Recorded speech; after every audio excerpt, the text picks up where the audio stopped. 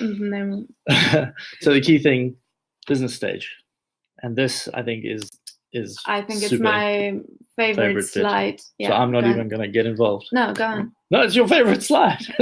So yeah, as I think we were talking with Megan early on about systems and different processes, and it really, at different stage of business, you should be looking at the different process, only because you, as a small business owner, we need to be focused. We need to do things that are relevant at this point of time. For example, when we started out, it really was a vision where you research whether your idea is valid. So you need to look into information management system, whether it's Evernote where you're saving things, or Google Drive, or else. The other system would be relation management. We were looking for initially for people who would want to connect, or people we were looking up to, and that's again a process that is relevant for that stage.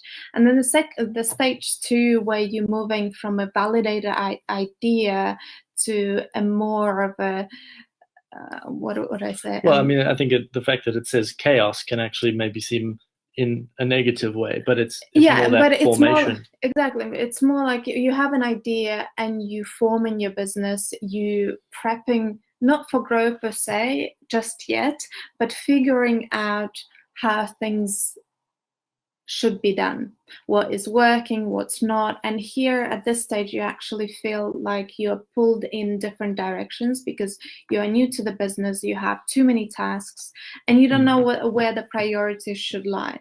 And that's where the systems like task management, calendar management are crucial, as well as inbox management, because we all have lots of emails coming through and we don't know how to sort them.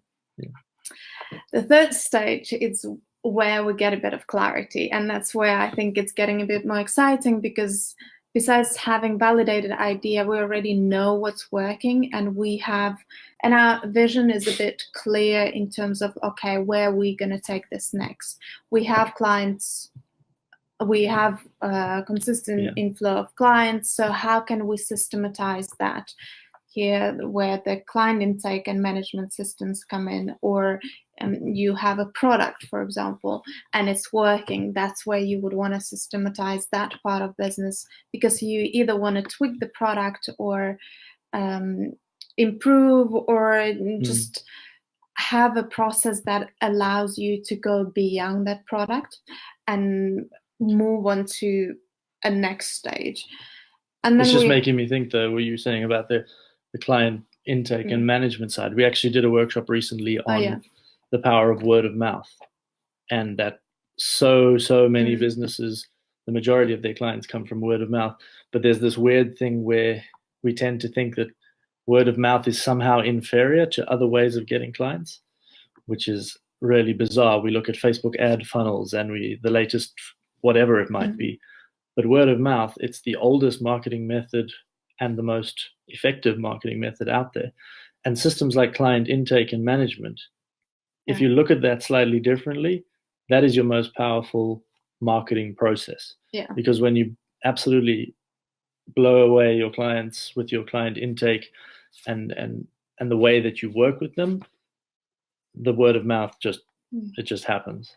So yeah, that's, I think, looking at systems not as things in and of themselves, but also they're part of a ecosystem in a way. Yeah.